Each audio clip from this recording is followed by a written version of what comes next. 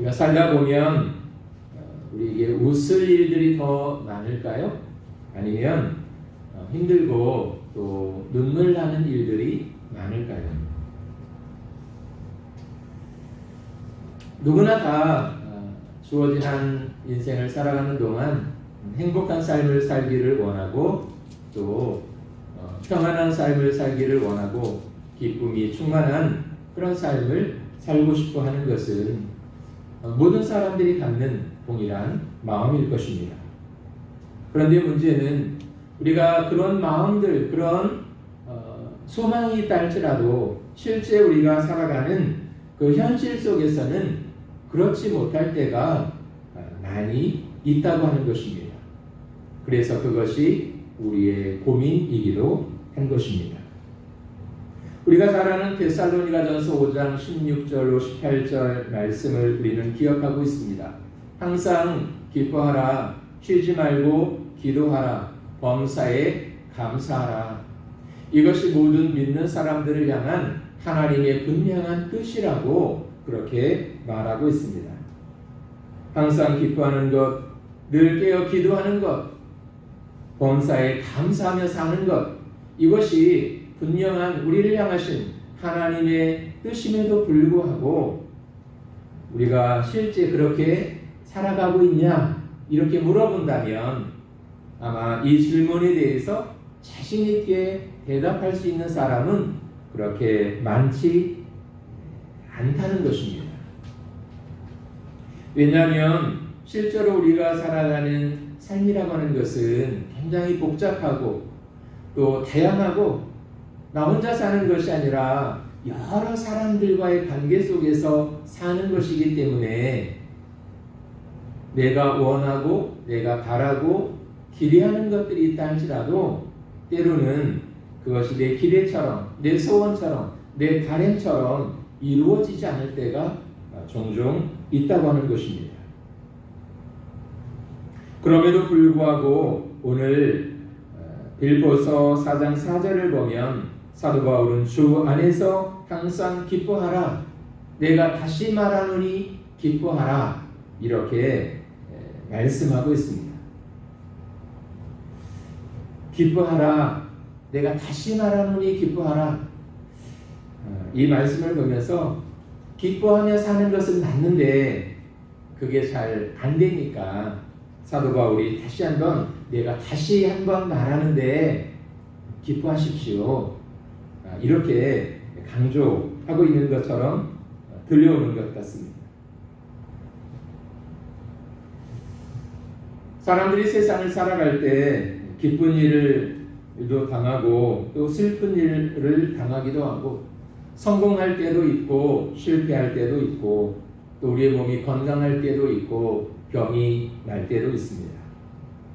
이렇게 서로 정반대 일들이 서로 교차해서 막 일어나는 이 세상 속에서 어떻게 우리가 항상 기뻐하며 살 수 있다는 것입니까? 도저히 불가능한 것을 그렇게 해야 된다고 성경이 과연 말하고 있는 것일까?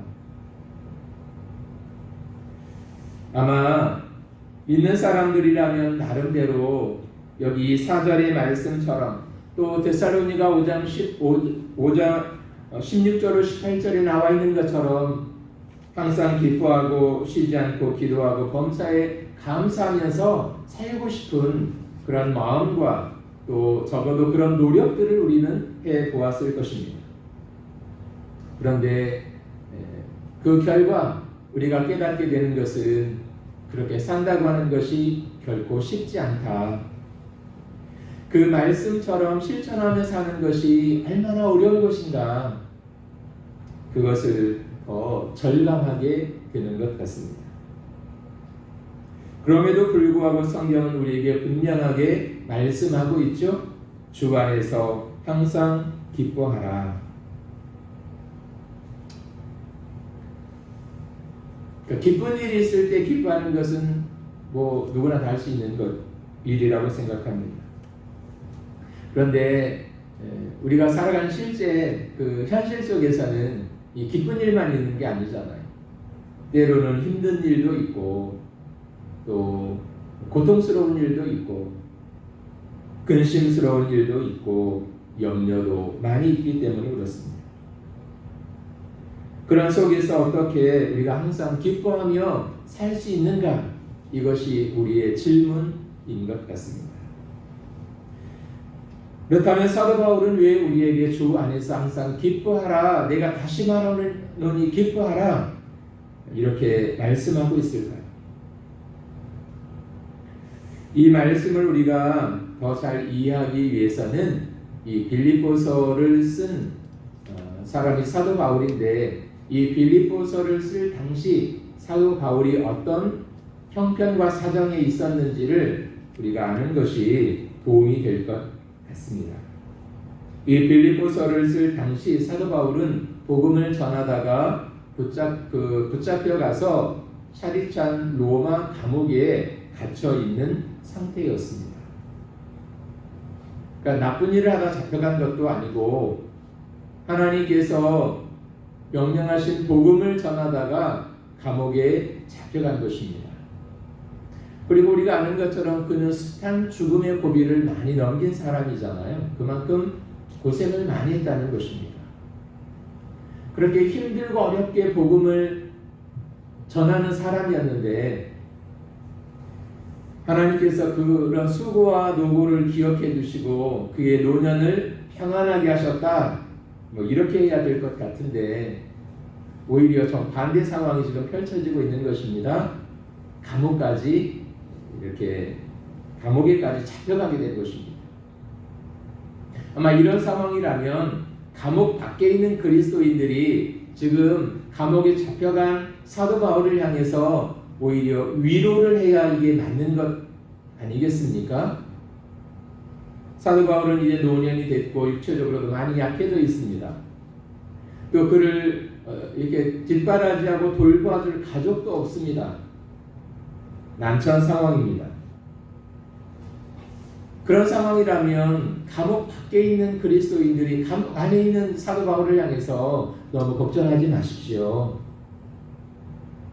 조금만 더 참고 견디면 하나님께서 또 새로운 길을 주시지 않겠습니까? 이런 위로의 말을 해야 되지 않겠습니까? 그런데 성경을 보니까 반대로 감옥 안에 있는 사도 바울이 감옥 밖에 있는 사람들을 향해서 위로하고 그들에게 기뻐하라고 그렇게 소망의 말씀을 전하고 있는 것을 보게 된다는 것입니다.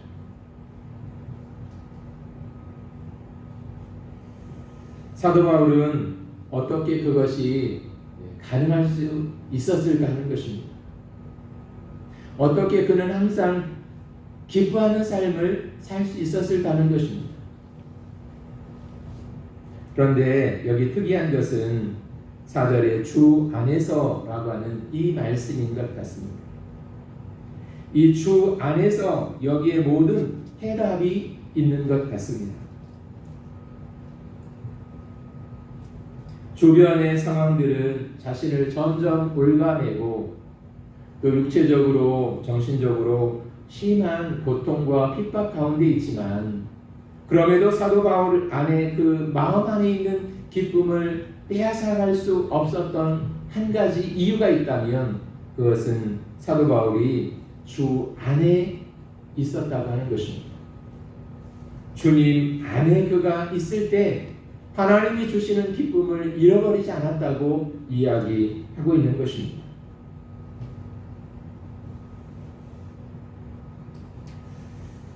마태복음 28장 20절 이하에 보면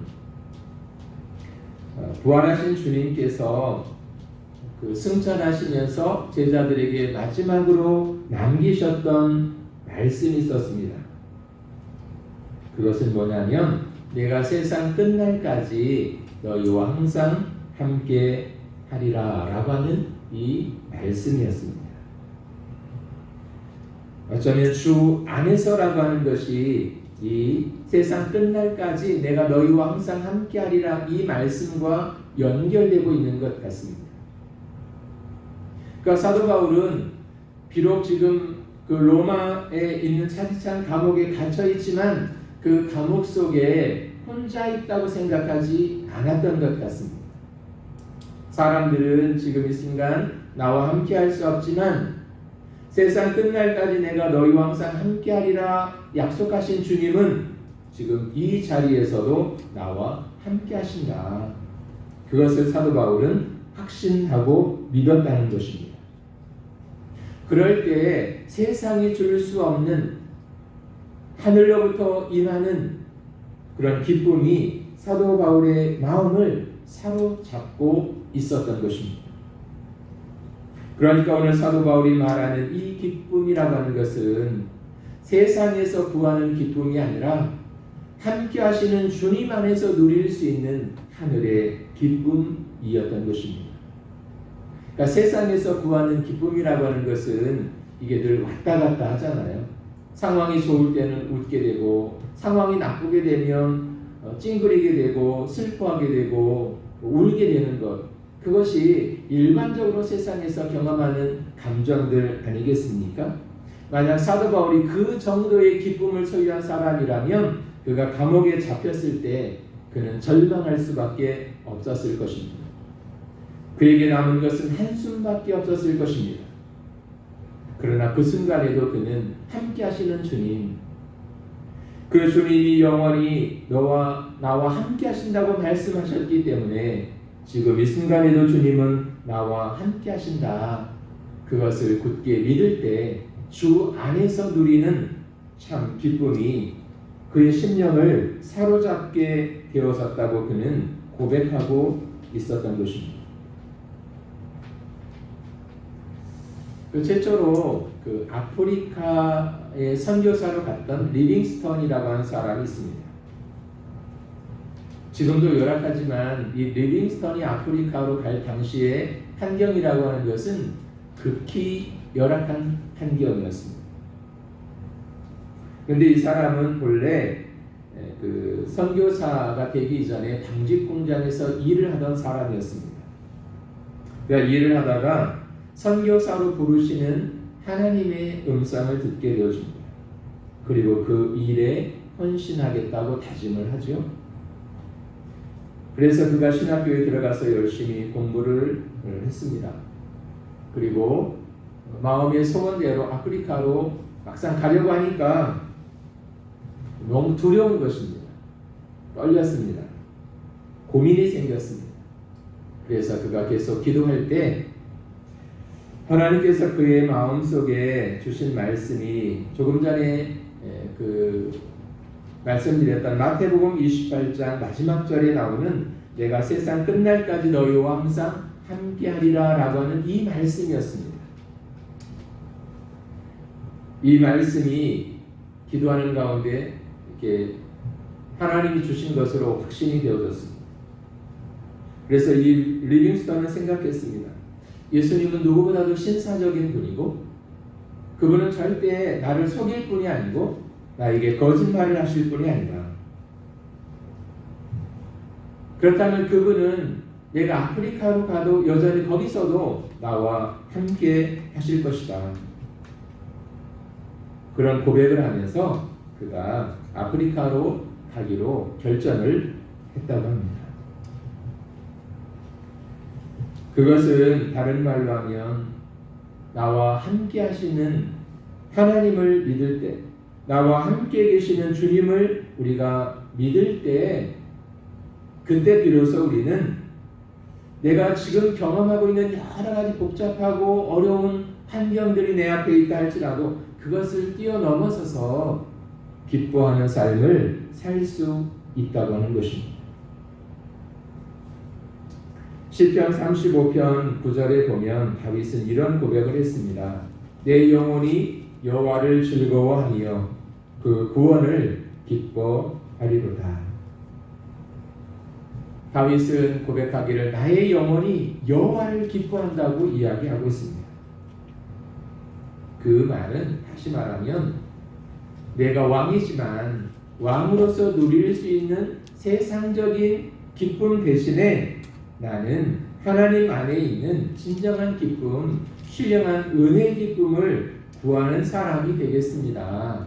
그런 고백을 그가 하고 있는 것입니다. 왜냐하면 다윗은 알았던 것 같아요. 우리에게 진정한 기쁨을 주실 수 있는 분은 오직 하나님밖에 없다고 하는 것, 주님밖에 없다고 하는 것을 알았기에 그는 세상적인 기쁨 대신 하나님 안에서 누리는 기쁨을 구하는 사람이었다고 하는 것입니다. 그래서 사도 바울은 주 안에서 항상 기뻐하라, 내가 다시 말하노니 기뻐하라, 그렇게 우리에게 말씀하고 있는 것입니다. 오늘 우리의 마음을 우리가 들여다보기를 원합니다. 오늘 우리의 기쁨을 빼앗아가는 일들은 무엇일까요? 우리 안에 있었던 그 기쁨을 사라지게 만든 일은 무엇이었을까요? 다시 한번 우리가 지금 이 순간 내가 주님 안에 있는지, 그리고 내가 주님이 이 순간에도 여전히 나와 함께 하심을 내가 믿고 확신하고 있는지, 그것을 우리는 먼저 살펴보아야 할 것입니다. 그리고 우리는 다시 하나님 앞에 은혜를 구해야 할 것입니다.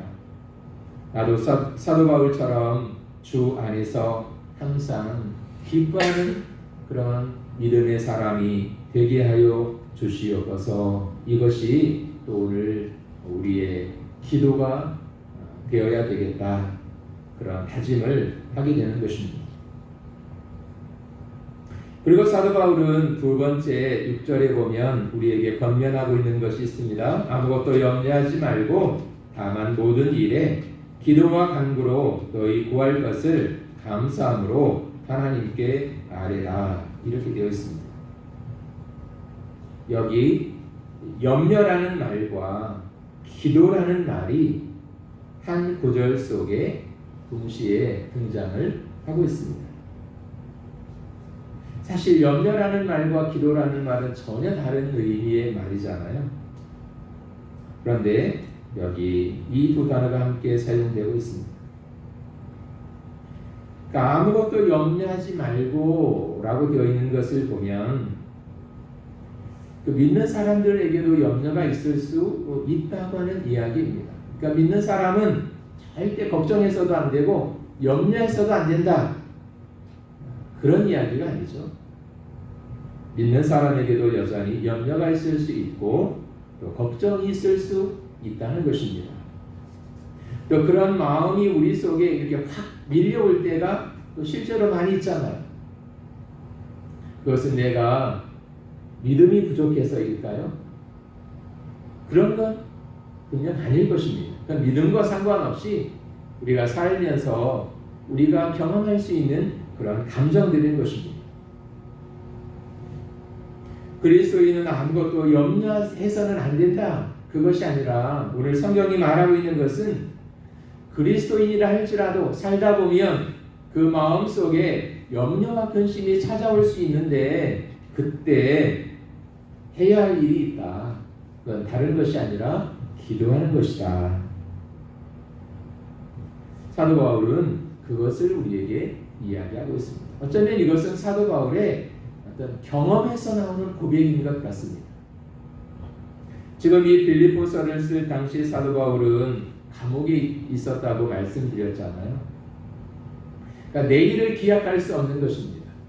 지금 내가 감옥에 와 있고 내가 언제 이 감옥 밖으로 나갈 수 있을지, 아니면 여기 잡혀 있다가 그냥 이 감옥에서 세상을 떠나게 될지, 내일을 기약할 수 없는 상황 가운데 놓여져 있는 것입니다. 그럴 때 사도 바울도 인간인데 우리와 똑같은 연약한 인생인데 왜 염려가 없겠습니까? 이런 상황 속에서도 나는 일체의 염려가 없었다, 그걸 말하고 있는 게 아니죠. 어쩌면 그 순간 나에게도 많은 염려가 있었습니다. 많은 걱정이 있었고 두려움이 있었습니다. 그러나 나는 염려 대신, 두려움 대신, 걱정 대신 그 순간 난 하나님 앞에 기도하기로 마음을 먹었습니다. 그래서 나는 하나님 앞에 기도할 때 그 응답하실 하나님을 바라보면서 감사한 마음으로 기도했습니다. 그럴 때 그 염려도 두려움도 근심의 마음도 떠나는 것을 나는 경험했습니다. 그런 고백을 지금 하고 있는 것 같습니다. 그래서 중요한 것은 우리 마음속에 염려가 찾아올 때, 두려움이 찾아올 때, 걱정이 찾아올 때 그것만 생각하면 더 수렁에 빠지듯이 우리가 거기에 더 깊이 빠지게 되는 것입니다. 그리고 나중에는 헤어나올 수 없을 정도가 되는 것입니다. 그래서 오늘 성경은 그런 일이 있거든, 마음에 그런 일들이 찾아오거든, 거기에만 매달리지 말고 그 순간 주님을 바라보고 주님 앞에 감사한 마음을 가지고 너희의 구할 것을 위해서 기도해라. 여기 앞에 염려라는 말이 나오고 뒤에 너희 구할 것이라는 말이 나오는 것을 보면, 이 문맥상 흐름으로 보면 너희의 구할 것이란 다른 것이 아니라 바로 이 염려의 문제였던 것 같아요. 내 마음속에 어느 날 염려가 찾아오거든, 그 염려 때문에 거기에 매이지 말고 너는 하나님 앞에 기도해라. 이 6절은 우리에게 그렇게 말씀하고 있는 것 같습니다. 그렇게 염려 대신 내가 기도하기로 결정할 때, 그래서 실제로 기도할 때 어떤 일이 일어나게 될까요? 7절에 보니까 그리하면이라고 하는 것은 너희 것을 감사함으로 하나님 앞에 기도하면 모든 지각에 뛰어난 하나님의 평강이 그리스도 예수 안에서 너희 마음과 생각을 지키시리라, 이렇게 말하고 있습니다. 염려로 인해서 걱정하게 되고 불안해하고 연약해졌던 우리의 마음과 생각을 하나님께서 꼭 붙잡아 주신다고 말씀하고 있습니다. 그러니까 염려하는 마음이 있어서 하나님 앞에 기도하기 시작했는데 사도 바울에게 찾아왔던 응답은 무엇이냐면 그것을 능히 견디고 뛰어넘을 수 있는 그런 마음과 생각을 지켜주시는 하나님의 은혜를 경험했던 것 같습니다. 오늘 우리에게도 이런 응답과 이런 은혜가 필요한 것 같습니다. 많은 경우에 우리의 마음이 약해지고 우리의 생각이 쉽게 요동함으로 말미암아 스스로 무너지는 경우가 많이 있잖아요. 내가 마음을 단단히 하고 내가 주님 안에서 생각을 굳건히 하면 사실 처음에는 막 두렵고 떨리고 힘들고 어려운 일들처럼 보일지라도 내 마음이 견고하면 대부분의 일들은 그것을 뛰어넘든지 그것을 이길 수 있든지 아니면 그것을 피할 수 있는 그런 길들을 하나님이 열어 주시더라는 것입니다. 그래서 중요한 것은 그 어떤 일들 앞에 내 마음과 생각이 흔들리지 않는 것 같아요. 바로 기도하는 사람에게 그 마음과 생각이 요동하지 않도록 단단하게 붙잡아 주신다고, 그 마음과 생각을 지켜 주시겠다고 그렇게 오늘 성경은 말씀하고 있습니다. 그러니까 염려가 찾아오면, 근심되는 일이 찾아오면, 마음이 힘든 일이 찾아오면 우리가 먼저 해야 할 것은 하나님 앞에 염려 대신 기도해야 된다는 것입니다. 출애굽기 17장을 보면 그 이스라엘 민족과 아말렉 족속이 최초로 전쟁을 하는 장면이 나옵니다. 그런데 우리가 아는 것처럼 그 싸움에서 이스라엘이 승리를 했죠. 그리고 그 비결은 다른 것이 아니라 모세가 산꼭대기에 올라가서 손을 높이 들고 기도하면 이스라엘이 이기고, 피곤해서 기도하던 손이 내려오면 또 아말렉 사람들에게 이스라엘 군대들이 쫓겨가는 일이 반복됐습니다. 왜 그 장면을 우리에게 보여줄까요? 성도의 삶이라고 하는 것, 믿음의 삶이라고 하는 것은 결국 영적인 전쟁과 같다는 것입니다. 우리 마음속에 염려가 찾아왔다고 하는 것도 어떤 면에서 보면 영적인 전쟁과 같은 것이죠. 우리 마음속에서 영적인 전쟁이 일어난 것입니다. 그때 승리할 수 있는 길은 오직 하나죠. 하나님 앞에 기도하는 것입니다. 그래서 염려가 찾아오거든, 근심되는 일이 찾아오거든, 마음이 힘든 일이 찾아오거든, 염려 대신 하나님 앞에 나가 기도하라. 염려를 붙잡지 말고 기도를 선택해라. 성경은 그렇게 말씀하고 있습니다. 사도 바울에게도 많은 염려가 있었지만 그는 그 차디찬 감옥 바닥에 어쩌면 무릎 꿇고 하나님 앞에 기도했을 것입니다. 그럴 때 마음과 생각을 단단하게 지켜주시는 하나님의 은혜가 있어 결국 그는 믿음으로 승리하고 또 빼앗기지 않는 기쁨을 소유하는 자로 살 수 있었던 것 같습니다. 오늘 우리에게서 기쁨을 빼앗아가는 일들은 어떤 일들일까요? 우리 마음속에서 지워지지 않는 이 염려와 근심의 문제는 또 무엇일까요?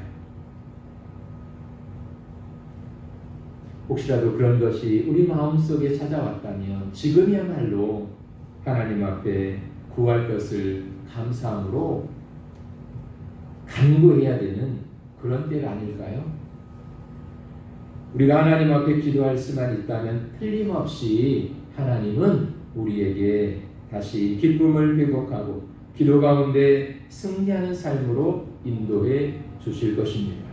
왜냐하면 그분은 신실하신 하나님이시고 좋으신 아버지가 되는 하나님이시기 때문에 그렇습니다.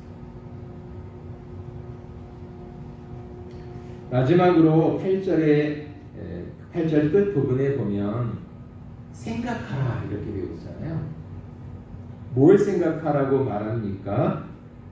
참된 것, 경건한 것, 옳은 것, 정결한 것, 사랑받을 만한 것, 칭찬받을 만한 것, 덕을 세울 만한 것들을 생각하라고 이야기를 합니다. 그러니까 생각이 중요하다고 이야기를 합니다. 왜냐하면 사람은 정확히 자기가 생각하는 대로 그 삶의 방향이 결정되기 때문에 그런 것입니다.